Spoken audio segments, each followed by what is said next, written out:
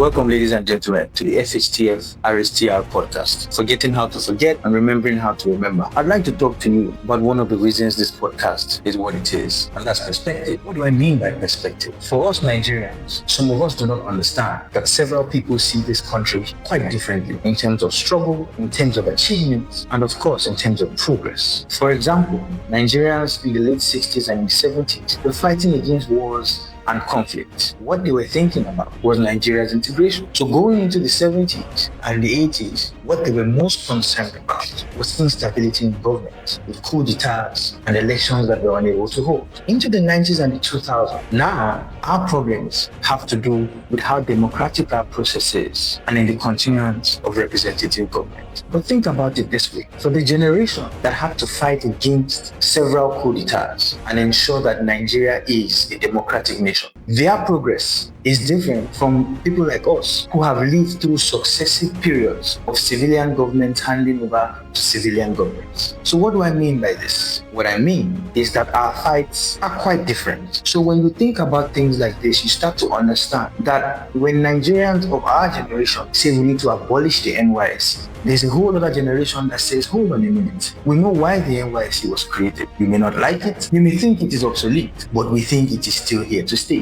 Because Nigeria's integration is something that is a working model for our eventual progress and success in the future.